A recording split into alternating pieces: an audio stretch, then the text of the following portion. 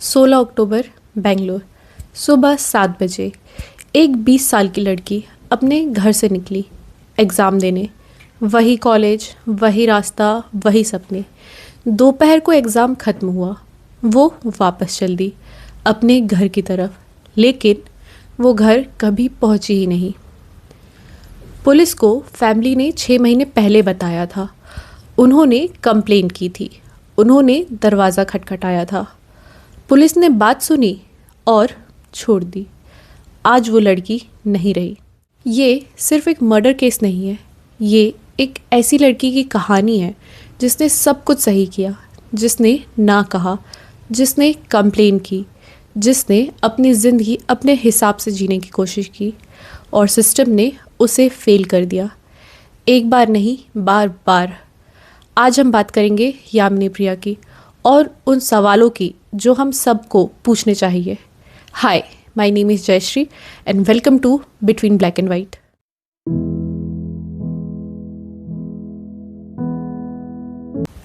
यामिनी प्रिया बेंगलोर के स्वतंत्र पालिया में रहती थी। उसके पापा गोपाल टाइल मेसन है, एक मेहनत करने वाले आदमी, बेटी के सपनों के लिए रात दिन मेहनत करने वाले। Yamini first year B pharma student थी, बाना शंकरी एरिया के एक प्राइवेट कॉलेज में। उसके दोस्त तेजस ने बताया वो धीरे धीरे अपने सपने शेयर करती थी।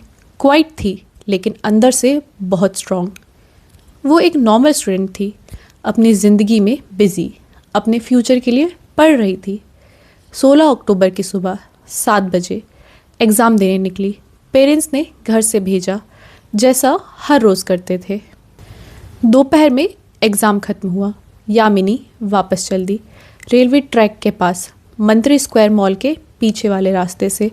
वो रास्ता जिस पर वो हर बार आई गई होगी, वो रास्ता जो उस दिन उसका आखिरी सफ़र बन गया।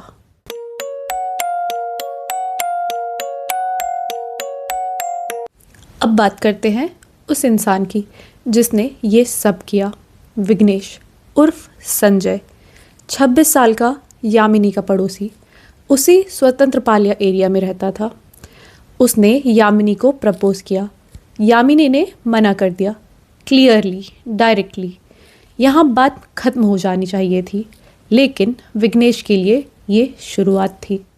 वो पीछा करने लगा, बार बार घर के बाहर दिखने लगा, शादी के लिए प्रेशर देने लगा, सीधा भी, अपने घर वालों के ज़रिए भी।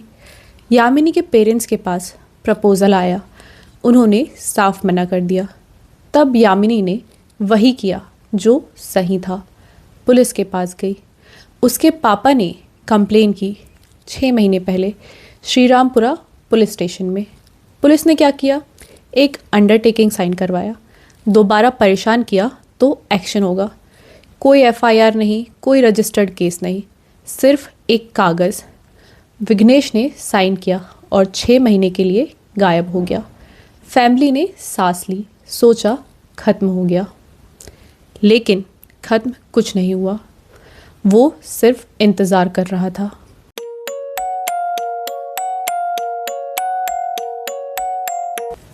ये वो चीज़ है जो इस केस को अलग बनाती है। ये वो डिटेल है जो सोचकर रात को नींद नहीं आती। विघ्नेश ने एक व्हाट्सएप ग्रुप बनाया था, नाम रखा मिशन यामिनी प्रिया।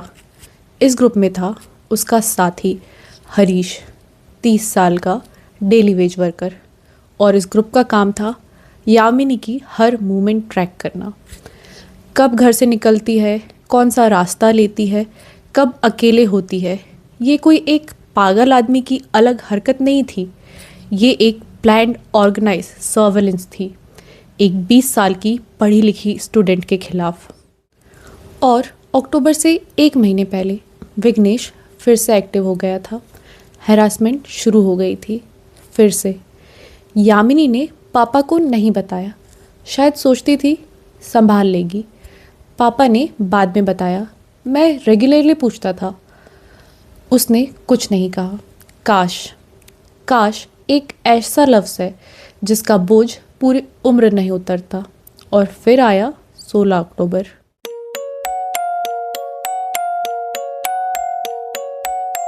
दोपहर के 2:30 बजे बेंगलोर की धूप, शहर चल रहा था जैसे किसी को कुछ पता ही नहीं।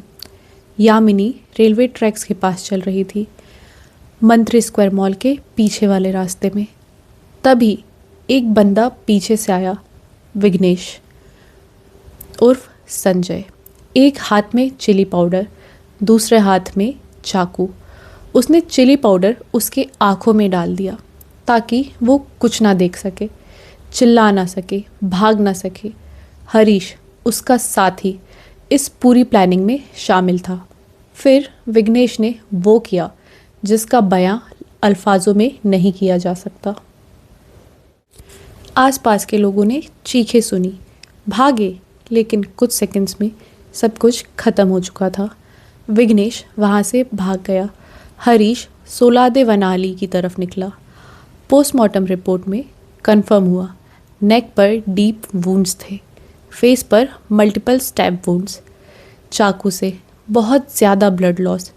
यामिनी प्रिया वो उस दोपहर घर नहीं पहुंची, वो कभी नहीं पहुंचेगी।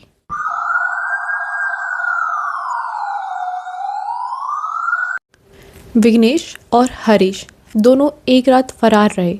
17 अक्टूबर को पुलिस ने दोनों को अरेस्ट किया। विघ्नेश पकड़ा गया, हरीश को सोलादे वनाली से पकड़ा गया। विघ्नेश के घर में ताला पड़ा था, उसकी फैमिली ऑलरेडी भाग चुकी थी। इन्वेस्टिगेशन में एक और बात सामने आई, ये विघ्नेश का कोई पहला क्राइम नहीं था। कोविड-19 लॉकडाउन के वक्त उसने पुलिस और मार्शल का भेस बदलकर लोगों से पैसे वसूल किए थे। सिटी मार्केट पुलिस ने उसे अरेस्ट भी किया था। फिर भी कोई रिस्ट्रिक्शन नहीं, कोई क्लोज मॉनिटरिंग नहीं, वो बाहर था, आज़ाद। अब सुनिए ये बहुत ध्यान से। भारतीय न्याय संहिता BNS का सेक्शन 354D क्या कहता है?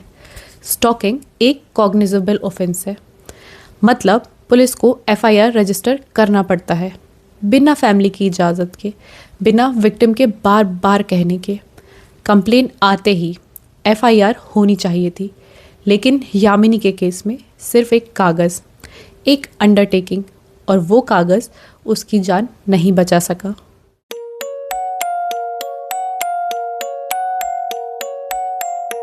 यामिनी की मासी सरला ने एक इंटरव्यू में कहा, हम उसे कॉलेज ड्रॉप करते थे, पिक करते थे, हमें लगता था वो सेफ है। हमें नहीं पता था कि वो अभी भी पीछा कर रहा है। किसी ने नहीं बताया वो मेरी बेटी के पीछे है।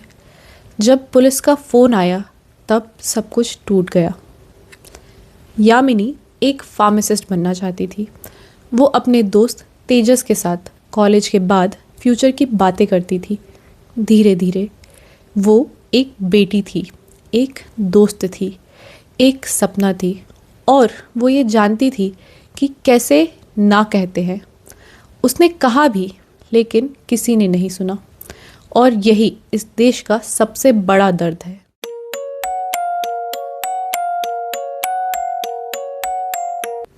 मैं जानती हूँ आप क्या सोच रहे हैं, ये तो एक रेयर केस था, ऐसा तो नहीं होता ज़्यादा। होता है, बार बार होता है। NCRB के आंकड़ों के मुताबिक 2023 में इंडिया में 10,495 स्टॉकिंग केसेस रिपोर्ट हुए। 2021 में यही गिनती थी 9,285। हर साल बढ़ रही है। सिर्फ कर्नाटका में 242 केसेस एक साल में, 254 विक्टिम, और बेंगलोर, अकेले बेंगलोर में 124 केसेस, पूरे देश में सबसे ज़्यादा। और ये सिर्फ वो केसेस है जो रिपोर्ट हुए। कितनी यामिनियाँ हैं जिनकी शिकायतें कभी दर्ज ही नहीं होती। कितनी लड़कियां हैं जो अभी भी डर में जीती हैं, क्योंकि उन्हें पता है कि बात करने से कुछ नहीं बदलेगा। ये सिस्टम तब तक नहीं बदलेगा जब तक हम आवाज़ नहीं उठाएंगे। स्टॉकिंग कंप्लेंट पर FIR मैंडेटरी होनी चाहिए, सिर्फ वार्निंग नहीं। अक्यूज्ड की पूरी क्रिमिनल हिस्ट्री चेक होनी चाहिए। विक्टिम को रियल प्रोटेक्शन मिलनी चाहिए, एक कागज़ नहीं।